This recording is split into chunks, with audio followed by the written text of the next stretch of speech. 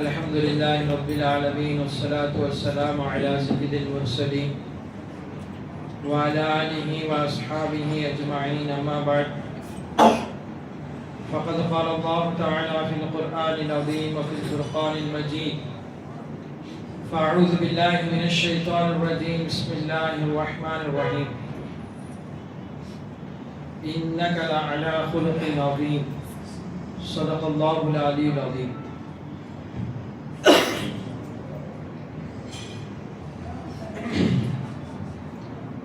கண்ணியம் பொருந்திய அல்லாஹ்வின் நல்லடியார்களே, இன்றைய தராவியிலே ஓதப்பட்ட சூரா கலம். இந்த சூராவில் அல்லாஹ் தஆலா பெருமானார் ஸல்லல்லாஹு அலைஹி வஸல்லம் அவர்களை உச்சகட்ட அளவில் புகழ்ந்து காட்டுகிறார். எந்த நபியையும் அல்லாஹ் இவ்வளவு புகழ்ந்தான் என்று சொல்ல முடியாது. அந்த அளவுக்கு பெருமானார் ஸல்லல்லாஹு அலைஹி வஸல்லம் அவருடைய புகழை மட்டும் அல்லாஹ் உயர்த்தி பிடிக்கிறார். சொல்லப்போனால் எல்லா நபிமார்களுக்கும் ஒரு விதமான தனித்தனி சிறப்புகளை அல்லாஹ் கொடுக்க தான் செய்திருக்கிறார். ஒரு மூசா அலைஹிஸ்ஸலாம் அவர்கள் ஒரு வீரத்திற்கு உதாரணமாகி போகிறார்கள். ஒரு அய்யூப் அலைஹிஸ்ஸலாம் ஒரு பொறுமைக்கு முன் உதாரணமாக இருக்கிறார்கள். ஒரு யூசுப் அலைஹிஸ்ஸலாம் அல்லாஹ்விடத்தில் ஆக சிறந்த அழகு பெற்ற நபியாக ஆகியிருக்கிறார்கள். ஹஜ்ரத் இப்ராஹிம் அலைஹிஸ்ஸலாம் தியாகத்தினுடைய விளைநிலம் இப்ராஹிம் அலைஹிஸ்ஸலாம் அவர்களுக்கு அந்த தனிச்சிறப்பை அல்லாஹ் கொடுத்திருக்கிறார். இப்படி அனைத்து நபிமார்களை எடுத்து பார்த்தாலும் எல்லாருக்கும் அல்லாஹ் ஒரு விதமான தனித்தனி சிறப்புகளை கொடுக்கத்தான் செய்திருக்கிறார். ஆனால் அந்த அத்தனை சிறப்புகளையும் சேர்த்து யாராவது ஒரு நபிக்கு அல்லாஹ் கொடுத்திருந்தால் இப்படி இருக்கும் என்று நாம் நினைக்கும் வேண்டுமானால் அது பெருமானார் ஸல்லல்லாஹு அலைஹி வஸல்லம் அவர்களாகத்தான் இருப்பார்கள். உச்சகட்ட அழகும் நாயகத்திற்கு சாரம் பொறுமையின் விளைநிலமாகவும் பெருமானார் ஸல்லல்லாஹு அலைஹி வஸல்லம் அவர்கள் இருந்தார்கள். அவர்களுடைய வீரத்திற்கு எதிராக யாரும் வர முடியாத அளவுக்கு அல்லாஹ் வீரத்தை கொடுத்திருந்தார். இப்படி எல்லா துறைகளிலும் பெருமானார் ஸல்லல்லாஹு அலைஹி வஸல்லம் அவர்களை அல்லாஹ் உயர்த்தி பிடித்திருக்கிறார். எனவேதான் எல்லா நபிமார்களுக்கும் தனித்தனி சிறப்புகளை சொன்னபோது ரசூலுல்லாஹி ஸல்லல்லாஹு அலைஹி வஸல்லமுக்கு அதுபோல 1000 தனிச்சிறப்புகள் இருந்தாலும் 19வாக நாயகத்தை பற்றி அல்லாஹ் இப்படி குர்ஆனில் குறிப்பிடுகிறார். இன்னக லஅலா குலுகின் அதீம். நாயகமே, நீங்கள் யாருக்கும் கொடுக்க பெறாத மாபெரும் பண்புகளை உங்களுக்கு நான் கொடுத்திருக்கிறேன் என்று பெருமானார் ஸல்லல்லாஹு அலைஹி வஸல்லம் குணத்தை வைத்து அல்லாஹ் தஆலா பாராட்டி பேசுகிறார். இன்னைக்கு எத்தனையோ ரசூலுல்லாஹ்வுடைய சுன்னத்தை பின்பற்றுகிறோம். சின்ன சுன்னத்துகள் பெரிய சுன்னத்து வரையும் பெருமானார் ஸல்லல்லாஹு அலைஹி வஸல்லம் இதை இப்படி செய்தார்கள், இதை இப்படி செய்தார்கள். ஒரு செருப்பு போடும் பொழுதும் கூட வலது காலை பெருமானார் ஸல்லல்லாஹு அலைஹி வஸல்லம் முதலிலே போட்டார்கள் என்று அனைத்து விஷயத்திற்கும் நாயகத்துடைய சுன்னத்தை எடுத்து நடக்கிறோம், வரவேற்கத்தக்கது. ஆனால் ரசூலுல்லாஹ்வுடைய சுன்னத்திலே ஆக பெரிய சுன்னத் என்னவென்றால் பெருமானுடைய வாழ்க்கை வழிமுறையிலே நான் இதை கடைபிடிக்கிறேன், இதுதான் எனது ரசூலுல்லாஹ்வுடைய சுன்னத்திலே ஆக பெரும் சுன்னத் என்று ஹதீஸ் ஷரீஃபில் நாம் தேடி பார்த்தால் ஒரே ஒரு சுன்னத்து தான் காண கிடைக்கும். அதுதான் நாயகத்துக்கு இந்த நற்குணம் நமக்கும் வர வேண்டும்.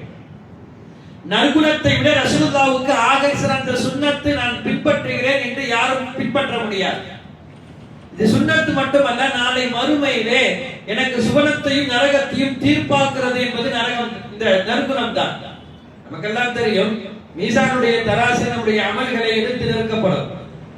ஒரு பக்கம் நல்ல அமல், இன்னொரு பக்கம் செய்த அனைத்து விதமான கெட்ட விதமான அமல்கள்.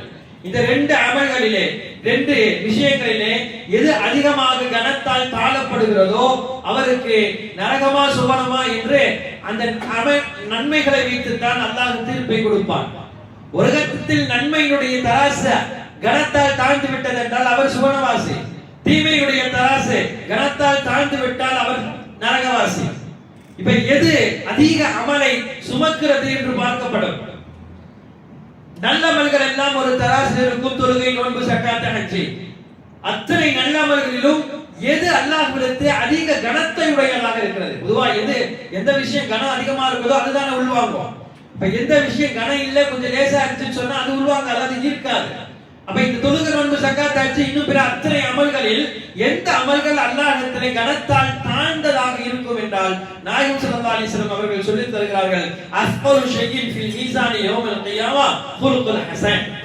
அல்லாஹ்விடத்திலே மீசான் தராசில் நெருக்கப்படக்கூடிய அமல்களிலே ஆக கனமுடைய அமல் என்னவென்றால் உங்களுக்கு இருக்கக்கூடிய நல்ல குணம், நற்குணம் தான் அல்லாஹ்விடத்திலே அந்த மீசான் தராசை உங்களுக்கு கனமாக்குறது என்றார்கள் பெருமானார் ஸல்லல்லாஹு அலைஹி வஸல்லம்.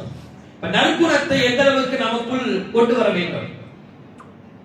பெருமானார் ஸல்லல்லாஹு அலைஹி வஸல்லமுக்கு அல்லாஹ் 40 வயதில் நபி பட்டத்தை கொடுத்தார்.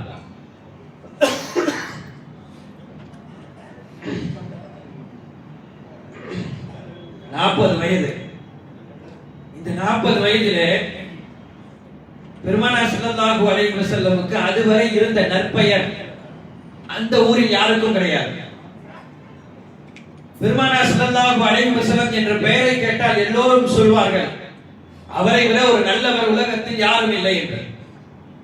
எல்லோரிடத்திலும் ரசூலுல்லாஹ்வுக்கு 40 வயது வரையும் நல்ல பெயர் தான்.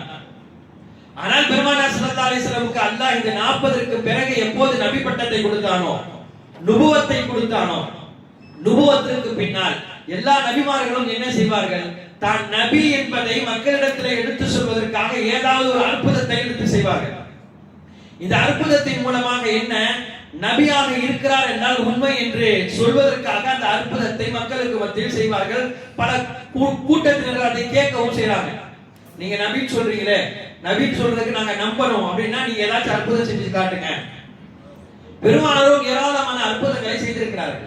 ஆனால் பெருமானார் ஸல்லல்லாஹு அலைஹி வஸல்லம் முதல் தன்னுடைய 40 வயசில் நுபுவத்தை வாங்கியவுடன் தான் நபி என்பதை, நீங்கள் இறைவனைத்தான் வணங்க வேண்டும், அல்லாஹ்வைத்தான் ஏற்றுக்கொள்ள வேண்டும் என்பதை சொல்வதற்கு எப்படி ஆரம்பித்தார்கள் என்றால் எந்த அற்புதத்தையும் செய்யல. தனது வாழ்நாட்கள் 40 வருஷம் வாழ்ந்த வாழ்நாட்களை அற்புதமாக எடுத்து வைக்கிறார்கள். என்ன சொன்னார்கள்? 40 வருஷம் உங்கள்கிட்ட நான் வாழ்ந்து காட்டியிருக்கேன், உங்க கூட இருந்திருக்கேன். எப்போதாவது நான் பொய் சொல்லி நீங்கள் பார்த்திருக்கிறீர்களா? எப்போதாவது நான் புறம் பேசி நீங்கள் பார்த்திருக்கிறீர்களா? எப்போதாவது யாரையாவது நான் அடித்தோ திட்டியோ பார்த்திருக்கிறீர்களா? இப்ப பெருமானார் ஸல்லல்லாஹு அலைஹி வஸல்லம் தன்னுடைய வாழ்க்கையில் 40 வருடங்கள் வாழ்ந்திருக்கிறார்கள். அந்த வாழ்ந்த காலத்தை நீங்கள் சொல்லுங்கள் என்று கேட்கவுடன் யாரும் சொல்வதற்கு தயார் இல்லை. மொத்த மக்களுக்கு மத்தியிலே வெறும் நிசப்தம் தான் இருந்தது. ஒரு வகையில் அவர்கள் இல்லை, நீங்கள் அப்படி செய்த மனிதர் கிடையாது என்று சொல்லியிருந்தால் ரசூலுல்லாஹ் தனது நுபுவத்திற்காக அதை ஆதாரமாக முன்வைத்தார்கள். சொன்ன வார்த்தை ரசூலுல்லாஹி ஸல்லல்லாஹு அலைஹி வஸல்லம் தான், நீங்கள் யாராவது ஒருவர் என்னை பார்த்து அப்படி கை நீட்டி பேசிவிட்டால் எனது நுபுவத்தை நான் திரும்ப பெறுகிறேன். நான் நபி இல்ல, ஒத்துக்கிறேன். நீங்க சொல்லுங்க, நான் நபி இல்ல, ஒத்துக்கிறேன். நீங்க யாராவது உங்களை யாராவது சொல்ல முடியுமா என்று உலகத்தில் எந்த நபியும் கேட்காத வார்த்தையை பெருமானார் ஸல்லல்லாஹு அலைஹி வஸல்லம் அவர்கள் கேட்டார்கள். அங்கு எந்த யாருமே அந்த வாய் திறக்கவில்லை. பெருமானார் ஸல்லல்லாஹு அலைஹி வஸல்லம் வாழ்ந்த காலம் என்பது 40 வருடங்கள் மக்களுக்கு மத்தியில் அப்படி ஒரு வாழ்க்கையை பெருமானார் ஸல்லல்லாஹு அலைஹி வஸல்லம் வாழ்ந்து காட்டினார்கள். நம்ம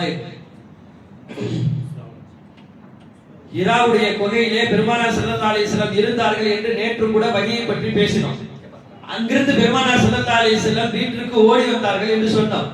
ஹஜ்ஜா ரலியல்லாஹு அன்ஹா அவர்கள் பெருமானாரை கட்டிலின் மீது படுக்க வைத்து போர்த்தி விட்டார்கள் என்றெல்லாம் சொன்னோம். அப்ப ஹஜ்ஜா ரலியல்லாஹு அன்ஹா சொன்ன ஒரு வார்த்தை என்னன்னா, யா ரசூலுல்லாஹ், நீங்க ரொம்ப பயப்படுறீங்க, நீங்க பயப்பட வேண்டாம், நீங்கள் கவலைப்பட வேண்டாம். ஏன் கவலைப்பட வேண்டாம், ஏன் பயப்பட வேண்டாம்னா, நீங்க ஏழைகளுக்கு ஆதரித்திருக்கிறீர்கள், வறியவர்களுக்கு எடுத்து கொடுத்திருக்கிறீர்கள், உங்களுக்கு இந்த மக்களிடத்தில் நல்ல பெயர் இருக்கிறது, எனவே உங்களை அல்லாஹ் கைவிட மாட்டான். ஒரு வித்தியாசமான ஒரு நிகழ்வு உங்களுடைய உடலில் ஏற்படுது என்பதை நினைத்து நீங்கள் கொஞ்சம் பயப்படுகிறீர்கள். நீங்கள் பயப்பட வேண்டாம். எப்ப ஒரு மனிதன் பயப்பட வேண்டாம் என்று சொன்னால் அவருடைய வாழ்க்கையில் அத்தனை காரியங்களும் நற்குணமாக இருந்தால் அவர் பயப்பட வேண்டாம். பெருமானார் ஸல்லல்லாஹு அலைஹி வஸல்லம் இந்த வஹீக்கு பின்னால் தான் அந்த காலத்தில் இருந்த முந்திய வேதத்தை படித்த ஒருவர், வரகா அவருடைய பெயர், அவரை பார்ப்பதற்காக ஹஜ்ஜா ரலியல்லாஹு அன்ஹாவை கூட்டிட்டு சொன்னார். ஏன்னா தனக்கு வந்த ஒரு ஜிப்ரீல் அலைஹிஸ்ஸலாம் வந்து கொடுத்த இந்த வஹீயுடைய விஷயமா பேசுறதுக்காக அதை எடுத்து அந்த வரகாவிடம் எடுத்து சொன்னார்கள். அவர் பழைய வேதத்தில் நன்றாக படித்தவர். அவர் எல்லாம் கேட்டுட்டு நடந்ததெல்லாம் கேட்டுட்டு சொன்ன வார்த்தை, அந்த மூசாவுக்கு எந்த ஜிப்ரீல் வந்தாரோ அவர் தான் உங்களிடத்திலும் வந்திருக்கிறார். அவர்தான் உங்களிடத்தில் வந்திருக்கிறார். உங்களுக்கு அவர் இறை கொள்கையை கொண்டு வந்திருக்கிறார். உங்களை நுபுவத்தினுடைய வழியிலே அவர் போவதற்காக உங்களிடம் அவர் எடுத்து சொல்ல வந்திருக்கிறார் என்று சொல்லிவிட்டு அவர் சொன்னார், இந்த இறை கொள்கையை நீங்கள் மக்களிடத்தில் எடுத்து பிரச்சாரம் செய்யும் பொழுது, நீங்கள் அல்லாஹ்வுடைய தூதர் என்று சொல்லப்படும் பொழுது, இதே மக்கள் உங்களை ஊரை விட்டு வெளியேற்றுவார்கள் என்று சொன்னார். பெருமானார் ஸல்லல்லாஹு அலைஹி வஸல்லம் ஆச்சரியம், அட இந்த மக்களா என்ன ஊரை விட்டு வெளியேற்றுவாங்க, இது எப்படி என்று பெருமானார் ஸல்லல்லாஹு அலைஹி வஸல்லம் ஆச்சரியப்பட்டார்கள். ஏனென்றா அந்த அளவுக்கு பெருமானாரை அந்த ஊரில் மக்கள் கட்டி ஆண்டார்கள். பெருமானார் ஸல்லல்லாஹு அலைஹி வஸல்லம் அதை நம்புவதற்கு கூட தயார் இல்லை. அப்போதான் அந்த வரக்கா சொன்ன வார்த்தை, இது உங்கள் மீது உள்ள தவறல்ல, நீங்கள் செய்த இந்த இறை கொள்கையை யார் எடுத்து வந்து அந்த மக்களிடத்திலே சொன்னாலும் அந்த மக்கள் இப்படித்தான் அவரை சித்திரவதை செய்வார்கள், ஊரை விட்டு வெளியேற்றிருப்பார்கள் என்று சொல்வார்கள். இப்போ நம்முடைய அனைத்து நற்குணத்திற்கும் பெருமானார் ஸல்லல்லாஹு அலைஹி வஸல்லம் முன் உதாரணம். ரசூலுல்லாஹ் அதுவரையும் இருந்த அந்த நற்குணம் மக்களுக்கு மத்தியிலே எடுபட்டு போய்விட்டது என்றால் அதற்கு காரணம் ரசூலுல்லாஹ் இறை கொள்கை அல்லாஹ் என்று சொன்ன ஒரே வார்த்தையை அவர்களால் ஏற்றுக்கொள்ள முடியவில்லை. அதனால்தான் ரசூலுல்லாஹ் சொன்னாங்க, நீங்க வேற வேற விஷயத்துக்காக நான் உலகத்தில் இறக்கப்பட்டேன் என்று நினைக்கிறீர்கள், தௌஹீதுக்காக மற்ற விஷயத்திற்காக எப்படி இந்த முஹம்மது தௌஹீதுக்காக வேண்டி மக்களை நேர்வழிப்படுத்துவதற்காக வேண்டி உலகத்தில் அனுப்பப்பட்டானோ அதுபோலதான் இன்னமா புஇத்து லியுதம்மிம மகாரிமல் அக்லாக், உலகத்தில் நற்குணத்தை பரிபடுத்துவதற்காக என்னை அல்லாஹ் அனுப்பியிருக்கிறார், நற்குணத்தை நிரப்புவதற்காக அல்லாஹ் என்னை அனுப்பியிருக்கிறான். வார்த்தையால் சொல்லவில்லை, வாழ்க்கையால் வாழ்ந்து காட்டிய நபி ஸல்லல்லாஹு அலைஹி வஸல்லம். எதிரிகள் கூட இப்படி ஒரு மனிதர் இருப்பாரா என்று ரசூலை பார்த்து பிரமிச்சு போயிருக்கிறார்கள். பெருமானார் ஸல்லல்லாஹு அலைஹி வஸல்லம் இந்த மதீனாவிலே ஹமாமா என்று சொல்லக்கூடிய ஒரு எதிரி நாயகத்தை நோட்டமிட்டு பார்த்து சரியாக பெருமானார் ஸல்லல்லாஹு அலைஹி வஸல்லம் கிடைத்தால் அவரை முடித்து விடலாம் என்று மதீனாவுக்குள் வருகிறார். சஹாபாக்கள் எந்நேரமும் பெருமானார் ஸல்லல்லாஹு அலைஹி வஸல்லம் நோட்டு கொண்டு கொண்டிருப்பார்கள். ரசூலுல்லாஹ்வுக்கு திரும்ப நாயகம் ரசூலுல்லாஹி ஸல்லல்லாஹு அலைஹி வஸல்லமுக்கு அனைத்து விதமான பக்கமும் சஹாபாக்கள் இருப்பார்கள். எந்த கட்டத்தில் எந்த எதிரி வந்தாலும் அதற்கு முன்னால் நிற்பவர்கள் சஹாபாக்கள். இவரு மதீனாவுக்குள்ள வந்துட்டு யாருக்கும் நம்ம வந்தது தெரியாதுன்னு நினைச்சு மதீனாவுக்குள்ள வந்து ஒரு நாள் 2 நாள் ஆச்சு. ஆனால் சஹாபாக்கள் இவரை நோட்டமிட்டு கொண்டுதான் இருக்கிறார்கள். ஒரு கட்டம் வரையும் பார்த்தாங்க, வரத்து சரியில்லையே, இவரு மறுபடியும் இங்க இருந்து கிளம்புற மாதிரி தெரியல, எங்கெல்லாம் வர கட்டிருக்காரு. அவரை கூப்பிட்டு கேட்டாங்க, ஒரு சாபி என்ன விஷயம், எதுக்காண்டி வந்தீங்க, இங்க எங்க இருக்கீங்க?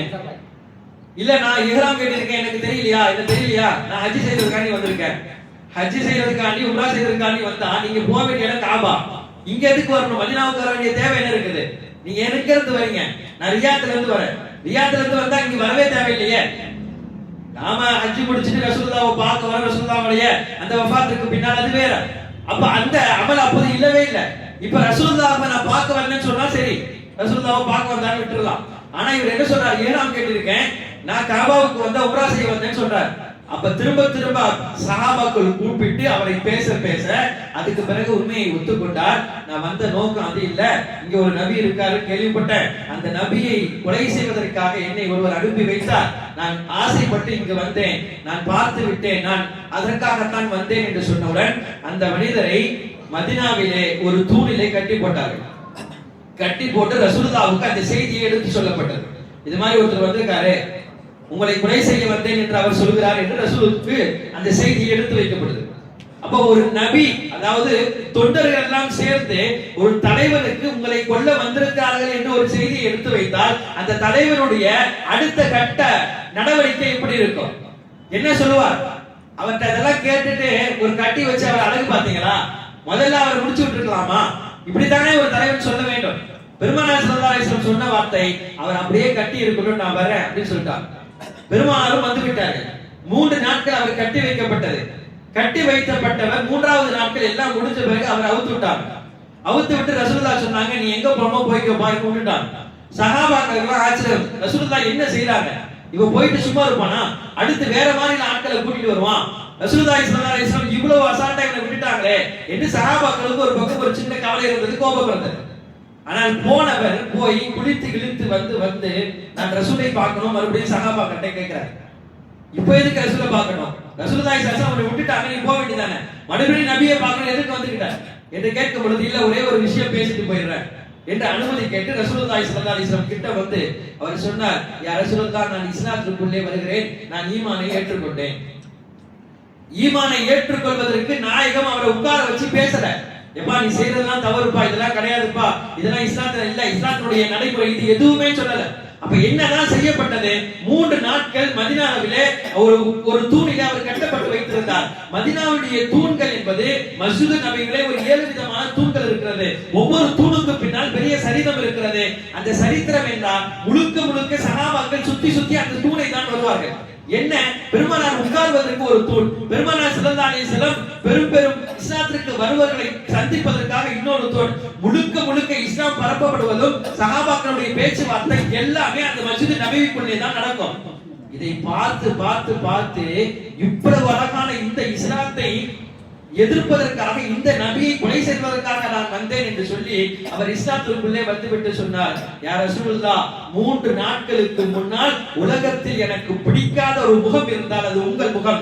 இப்போது சொல்கிறேன், இந்த 3 நாட்கள் கழித்து உலகத்தில் ஆக சிறந்த முகம் என்று எனக்கு தெரிந்தால் அது உங்களுடைய முகம் தான் நாயகமே ஸல்லல்லாஹு அலைஹி வஸல்லம் என்று சொல்கிறார். ரசூலுடைய இந்த நற்குணத்தினால் ஈர்க்கப்பட்டார்கள் இஸ்லாத்தை நோக்கி. பெருமானார் ஸல்லல்லாஹு அலைஹி வஸல்லம் யாரையும் உட்கார வைத்து இது அப்படி அது அப்படிலாம் சொல்லல. நாயகத்தினுடைய நடைமுறை வாழ்க்கை என்பது அனைவருக்கும் முன்மாதிரியாக போனது. பெருமானார் அப்படி வாழ்க்கை வாழ்ந்தார்கள். தமிழ்ல சொல்லுவாங்க, நல்லவனுக்கு நல்லவனா இரு, கெட்டவனுக்கு கெட்டவனா இரு. இது இஸ்லாத்திற்கு மாற்றமானது. பல பேர்கள் குர்ஆனுடைய அத்தியாயத்தை வைத்து கூட அப்படி பேசக்கூடியவர்களாக இருக்கதான் செய்கிறார்கள். என்னன்னா, யாராவது ஒரு மூக்கல குத்திட்டானா மூக்கல குத்தணும், குர்ஆனுடைய ஆயத்து இருக்கு, வல் அன்ஃபு பில் அன்ஃபி வல் உதுனு பில் உதுனி வல் ஐனு பில், இத வச்சு சொல்றாங்க. இப்படி பழிக்கு பழி வாங்குவது என்பது இஸ்லாம் வரவேற்கிறது, இப்படிலாம் பழிக்கு பழி வாங்கலாமா என்று குர்ஆனுடைய அத்தியாயத்தை வைத்து பேசுபவர்கள் இருக்கிறார்கள். ஆனால் அசலிலே அல்லாஹ் அந்த குர்ஆன் ஆயத்தை நீங்க கட்டாயமா செய்யணும்னு சொல்லி எனக்கு ஆயத்தது.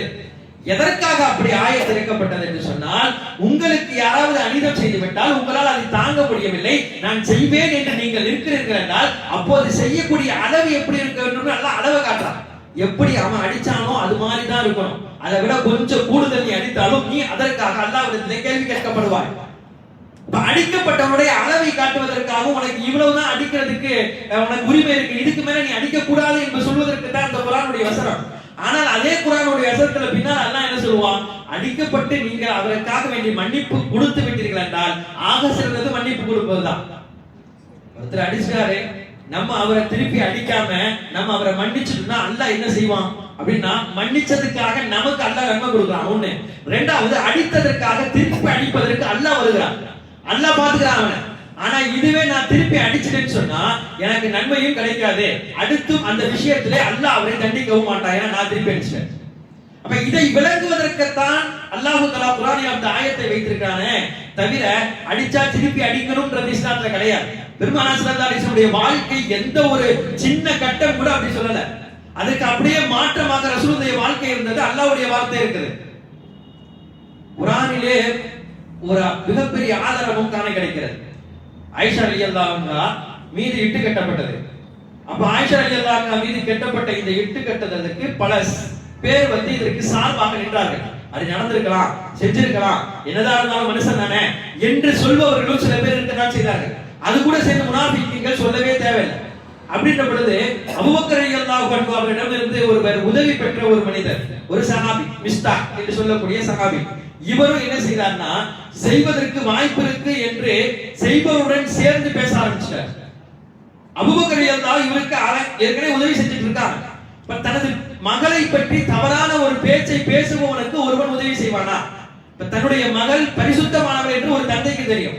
யார் யாரோ பேசுறாங்க, பேசியவங்களுக்கு பதில் கொடுக்க முடியாது, ஏன்னா அதுக்கு குர்ஆனுடைய வசனம் அவர்கள் செய்தார்களா இல்லையா இன்னும் தெளிவு வரல. ஆனா செய்தவங்களுக்கு தெரியும், ஆனா வேற யாருக்கும் தெரியாதுன்ற கட்டத்தில் அபூபக்கர் ரலியல்லாஹு இப்படி பேசுபவர்களுக்கு பதில் கூட கொடுக்க முடியல. அப்ப நாம் ஒருவருக்கு உதவி செய்தோம், அவரும் சேர்ந்து பேசுறாரோ அப்படின்ற பொழுது ஒரு தந்தையாக இருக்கக்கூடியவர் நம்ம ஏன் அவருக்கு உதவி செய்யணும் என்ற கட்டத்திற்கு ஒவ்வொரு தந்தையும் வரதான் செய்வார்கள். அதே வரதான் அபூபக்கர் ரலியல்லாஹு அதுவரையும் செய்த உதவியை இவர் இந்த மாதிரி பேசினோட நிறுத்திட்டாங்க. நிறுத்தியவுடன் அல்லாஹ் தஆலா ஆயிஷா ரலியல்லாஹு அன்ஹாவுடைய பத்தினித்தனத்தின் மீது 10 ஆயத்துக்களை இறக்கிவிட்டு அடுத்து அபூபக்கர் ரலியல்லாஹுக்கு அல்லாஹ் சொல்கிறான் குர்ஆனிலே, நீங்கள் ஒரு அமலை தொடர்படியாக உதவி செய்கிறீர்கள் என்றால் பல பேர்கள் பல விதமாக பேசுவதனால் உங்களுக்கு அது சலைவை ஏற்படுத்தினால் நீங்கள் செய்யக்கூடிய உதவியை யாருக்காக நிறுத்தக்கூடாது. ஏன்னா நீங்க அல்லாஹ்காண்டி செய்றீங்க, நீங்க அல்லாஹ்வுக்காக வேண்டி செய்யக்கூடிய இந்த உதவியை நிறுத்துவது எப்படி சரியாக இருக்கும்? எனவே அவர்களுடைய உதவியை அவர்கள் தொடர்ந்து செய்ய வேண்டும் என்று அல்லாஹ் குர்ஆனிலே ஆயத்தை இறக்கி பேசுகிறார். அந்த ஆயத்திலிருந்து தான் விளக்கம் தருகிறார்கள். இஸ்லாத்தில் இந்த பழிக்கு பழி வாங்குவதோ வேற ஏதாவது தொந்தரவு கொடுத்துட்டா நானும் தொந்தரவு கொடுப்பேன் என்று சொல்வதோ கிடையாது. மூசா அலைஹிஸ்ஸலாம் ஃபிரௌன், உலகத்தில் ஆக சிறந்த மனிதர் மூசா அலைஹிஸ்ஸலாம். உலகத்தில் மிகப்பெரிய கெட்டவன் ஃபிரௌன். அல்லாஹ்வே சொல்றான், யார மாதிரி ஆனாலும் ஃபிரௌன மாதிரி ஆயிராதீங்கன்னு சொல்றான். அப்படிப்பட்ட ஃபிரௌன் அவரிடம் மூசா அலைஹிஸ்ஸலாமுடைய தாவத்தை எடுத்து போகும்போது மூசா அலைஹிஸ்ஸலாமுக்கு அல்லாஹ் கட்டளையிடக்கூடிய வார்த்தை ஃபகுலா லஹு கௌலன் லய்யினா லஅல்லஹு யததக்கரு அவ் யக்ஷா. நீங்க நல்ல வார்த்தையே சொல்லுங்க, நீங்க நல்ல விதமா பேசுங்க ஃபிரௌன்ட்ட. ஏன் சொன்னா அவன் படிப்பினை பெறுவதற்கு சந்தர்ப்பம் இருக்குது, அவன் அல்லாஹ்வை பயப்படலாம் என்று அல்லாஹ் தஆலா ஃபிரௌனிடம் பேசக்கூடிய முறையை சொல்லி தருகிறார். இப்ப நம்ம யார்ட்டையாச்சும் பேசுறோம்னு சொன்னா நம்ம மூசா அலைஹிஸ்ஸலாம் விட சிறந்தவங்க கிடையாது. நம்ம பேசக்கூடிய மனிதர் ஃபிரௌனோட மோசமானவங்க இல்ல. அப்ப நம்ம பேச்சுடைய நடைமுறை எப்படி இருக்க வேண்டும்? பெருமானார் ஸல்லல்லாஹு அலைஹி வஸல்லம் ஒரு ஹதீஸை சொல்லி தருகிறார்கள். ஹதீஸுடைய வார்த்தை 3 வார்த்தை தான். ஆனா அந்த வார்த்தை சொல்வதற்கு நல்லா இருக்கும், கேட்கிறதுக்கு ரொம்ப நல்லா இருக்கும். நல்லா இருக்குப்பா இந்த வார்த்தை அப்படின்ற மாதிரி இருக்கும். ஆனா அந்த வார்த்தை மூலம் அமல் செய்ய வேண்டும் என்றால் பெரிய போராட்டம் வேண்டும். நம்ம இந்த ஹதீஸை கேட்போம், முடிந்த அளவுக்கு அமல் செய்வதற்கு நமக்குள்ளே கொண்டு வருவதற்கு முயற்சிப்போம். ஆனால் சர்வசாதாரணமாக இந்த ஹதீஸ் படி அமல் செய்யணும்னா முடியாது. பெருமானார் ஸல்லல்லாஹு அலைஹி வஸல்லம் வெறுமனே வார்த்தையாக சொல்லவில்லை, வாழ்க்கையாக வாழ்ந்து விட்டு சொன்ன வார்த்தை. முதல் வார்த்தை பெருமானார் சொன்னார்கள், சில்மன் ஃபதாக, உனக்கு யார் தவறு செய்வாரோ அவருடன் நீ சேர்ந்து வா, உன்னை வெட்டியவருடன் நீ சேர்ந்து வா. இன்றை இந்த சூழ்நிலை நம்மிடத்திலே இருக்கிறதா? யாரோ தவறு செய்தால், யாரோ வெட்டி கொண்டு போனாலே சேர்ந்து வாரு என்று சொன்னார்கள் பெருமானார் ஸல்லல்லாஹு அலைஹி வஸல்லம். நாம் குறைந்தபட்சம் உறவுடனாவது சேர்ந்து வாழ்கிறோமா? யாராவது ஒரு தூரத்து சொந்தமோ அல்லது நெருங்கிய சொந்தமோ யார் கூடயாவது உறவுகளிலே சரிவர பேசாமல் நாம் இருக்கத்தான் செய்கிறோம். இதை ஷைத்தான் பெரிய ஒரு காரணமாக எடுத்து சொல்கிறார். எப்பவுமே சண்டை சச்சரவு வருவது பெருசா வராது, ஒரு சின்ன அளவுல தான் வரும். ஆனா சின்ன அளவுல வர்ற சண்டை சச்சரவை அப்போதே நம்ம உறவுக்குள்ள சரி செஞ்சுட்டோம்னா அது பெருசா தெரியாது. ஆனா என்ன செய்யறோம் அப்படின்னா, அவரு பேச மாட்டார், பேசாததுக்கு ஒரு காரணமும் இருக்காது, பேச மாட்டார்னு சொல்லி நம்ம பேச மாட்டோம். இப்படியே நாட்கள் கடக்கும். இந்த குரோதத்தை ஷைத்தான் அதிகமாக்குவான். என்னதான் இருந்தாலும் அவர் பேசிருக்கணுமா இல்லையா?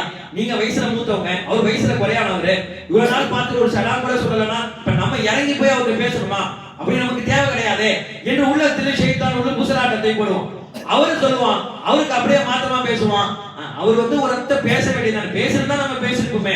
ஏதாவது ஒரு சின்ன சண்டை, இது 1 மாதம் ஆகும், 2 மாதம் ஆகும், 3 மாதம் ஆகும். மாதங்கள் கடக்க கடக்க குரோதங்கள் அதிகமாக ஷைத்தான் உள்ள கொண்டு வருவாங்க.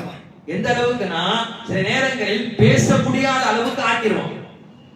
ஆனா இதுவே 1 வருடம் கழிச்சு என்னதான் இருக்கட்டும் போட்டோம், அல்லாஹ் பேச சொல்றான், அல்லாஹ் பேச சொல்லிட்டான், நான் பேசுறேன் அப்படின்னு சொல்லி ஒருவர் இறங்கி போய் பேசி விட்டார் என்றால் பேசிய அடுத்த கணம் அவருடைய கண்களிலும் கண்ணீர் வரும், இவருடைய கண்களிலும் கண்ணீர் வரும். இந்த கண்ணீருக்கு என்ன காரணம் தெரியுமா? அவர் நினைப்பாரு, இவ்வளவு காலமா நீங்க பேசாம நீங்களே வந்து பேசுறீங்களே, நான் என்ன நான் போய் பேசிருக்கலாமே, கடைசியில அவர் தானே வந்து பேசினாரு. பேசியவர் என்ன நினைப்பாரு தெரியுமா? அவர் நினைப்பாரு, 1 வருஷமா பேசாம இருந்துட்டுமே, 1 மாசத்துல பேசிருக்கலாமே, இவ்வளவு காலம் பேசாம இருந்துட்டுமே, பெரிய இணக்கம் 2 பேருக்குள்ளே வரும். ஆனால் ஷைத்தான் அந்த இணக்கத்தை விடாமல் அவ்வளவு காலம் பேசாமலே வைத்து தள்ளிப்படுவான். அதைதான் நாயகம் சொன்னார்கள், அப்படி ஆகக்கூடாது. சில்மன் கதாக்க, உங்களை யாராவது துண்டித்து விட்டார்கள் என்றால் நீங்கள் அவருடன் இணைந்து வாழ்வதற்கு நீங்கள் முயற்சி செய்யுங்கள். பெருமானார் ஸல்லல்லாஹு அலைஹி வஸல்லம் இதற்கு பெரிய முன்னுதாரணம். அபூஜஹலுடைய வீட்டிற்கு ரசூலுல்லாஹ் எத்தனை முறை இஸ்லாத்துக்கு அனுப்பி போனார் கணக்கே சொல்ல முடியாது. ரசூலுல்லாஹி ஸல்லல்லாஹு அலைஹி வஸல்லம் படுத்திருப்பார்கள், தூக்கம் வராது, இந்த பக்கம் அந்த பக்கம் திருப்பி திருப்பி படுப்பாங்க. ஆயிஷா ரலியல்லாஹு அன்ஹா கேட்டாங்க, யா ரசூலுல்லாஹ் என்ன உங்களுடைய தூக்கத்தை கலைச்சது எது என்று ஆயிஷா ரலியல்லாஹு அன்ஹா கேட்கிறார்கள். பெருமானார் ஸல்லல்லாஹு அலைஹி வஸல்லம் சொன்னார்கள், இல்லை ஆயிஷா, அந்த மனிதர் நல்ல மனிதர், அவர் காஃபிரா இருக்கார், அவர் இஸ்லாத்துக்கு வந்துட்டா நல்லா இருக்குமே. எனக்கு யோசிச்சுட்டே இருக்கிறேனா, அவர் ஏன் இஸ்லாத்துக்கு வர மாட்டேங்காரு, அவருக்கு என்ன தேவை இருக்கு இஸ்லாத்துக்கு வராம இருக்கிறதுக்கு? அவர் நல்ல மனிதராச்சே. நம்மள பல பேர் இருப்பாங்க, நம்ம நிறைய ஃப்ரெண்ட்ஸ் இருப்பாங்க, நல்லவங்க, நல்லா தெரியும் நம்மள. ஆனா அவர் காஃபிரா இருப்பார். நம்ம எப்ப கேட்டாலும் உதவி கேட்டாலும் அவர் செய்வார். நம்ம அவங்க மேல கவலைப்படணும். ஏன்னா இவ்வளவு உதவி செய்வார், நாளைக்கு நரகத்துக்கு போவார் நமக்கு தெளிவா தெரியுது. அப்ப இவ்வளவு உதவி செய்வார், நரகத்துக்கு போகும்போது நான் அதை பார்த்துட்டு இருக்க கூடாது. ஏதாச்சும் ஒரு கட்டத்துல இஸ்லாத்தை படிங்க, இஸ்லாத்தை கொஞ்சம் பாருங்க நம்ம சொல்லிடணும். நாளைக்கு வந்து அவ்வளவு ஊகத்தை கூட அவரால் நம்மளால பார்க்க முடியாது. அவர் வந்து நிக்கிறாரு, இவ்வளவு உன்ட பழகினப்பா, அல்லாஹ்தான் இறைவன் தெரியுது, ஒரு வார்த்தை இஸ்லாத்தை பத்தி எடுத்து சொல்லலையேன்னு கேட்டா பெருமானார் ஸல்லல்லாஹு அலைஹி வஸல்லம் அந்த கவலையில திரும்ப திரும்ப படுத்த ரசூலுல்லாஹ்க்கு பல நாட்கள் தூக்கம் போனது. தூக்கம் போனதுக்கு காரணம் என்னன்னா, அபூஜஹல் இஸ்லாத்துக்கு வரல, பல தடவை நான் சொல்லிட்டேன். இவர் இஸ்லாத்துக்கு வரல, பல தடவை சொல்லிட்டேன். இவங்க எல்லாம் இன்னைக்கு இஸ்லாத்துக்கு வர போறார்கள் என்று பெருமானார் ஸல்லல்லாஹு அலைஹி வஸல்லம் அவர்களை நினைத்து பட்ட கஷ்டங்கள் யார். இரண்டாவது ஹதீஸில் வருகிறது, வஅஃபு அம்மன் வதமக், உனக்கு யார் அநீதம் செய்வாரோ அவரை நீ மன்னித்து விடு. பெருமானார் ஸல்லல்லாஹு அலைஹி வஸல்லம் மன்னிப்பை உலகத்தில் சொல்ல முடியாது. கல்லெறிந்தார்கள், சொல்லால் அடிக்கப்பட்டார்கள். எல்லா நபிகளுக்கும் ஒரு கட்டம் வரையும் அந்த நபி அந்த உம்மத்தை காப்பாற்ற முயற்சியார். காப்பாற்ற பொழுது அந்த நபி அல்லாஹ்ட்ட கேட்டாரு, யா அல்லாஹ் இந்த உம்மத்தை ஒண்ணும் செய்ய முடியல, உன்கிட்ட ஒப்படைச்சிட்டேன்னு அந்த நபி தள்ளி போயிடுவார். இது பெருமானார் நபியுடைய நடைமுறை வாழ்க்கையாக இருந்துச்சு. ஆனால் ரசூலுல்லாஹ்வுக்கு இந்த கட்டம் வந்தா, நாயகமுக்கும் இந்த கட்டம் வந்தது. கடைசி கட்டத்தில் பெருமானார் ஸல்லல்லாஹு அலைஹி வஸல்லம் தாயிஃபிலே எல்லாரும் அடிக்கப்பட்டு பெருமானார் ஒரு கொலையாக நீக்கும் பொழுது மலக்குமார்கள் நேராக வந்து ரசூலுல்லாஹ்விடம் கேட்க வந்து விட்டார்கள். எல்லா நபிமார்களும் கை தூக்கி மலக்கு வருவார்கள். இங்கு ரசூலுல்லாஹ் கை தூக்கல, கை தூக்காமே மலக்கு வந்து கேட்கிறார், சொல்லுங்கள் நாயகமே, இந்த ரெண்டு மலைக்குள்ளே அவர்களை நசுக்கி விடவா என்று கேட்கிறார். பெருமானார் ஸல்லல்லாஹு அலைஹி வஸல்லம் ஒரே ஒரு வார்த்தை, மன்னித்து விடலாம், அவர்களுக்கு மன்னிப்பை கொடுத்து விடலாம். இவர்கள் இஸ்லாத்தை ஏற்கவில்லை, வரக்கூடிய சமூகம் இஸ்லாத்தை ஏற்கும் என்று நம்மை கை காட்டி பெருமானார் பேசிய அந்த வார்த்தை, இன்று நாம் இஸ்லாமியர்களாக இருக்கிறோம்.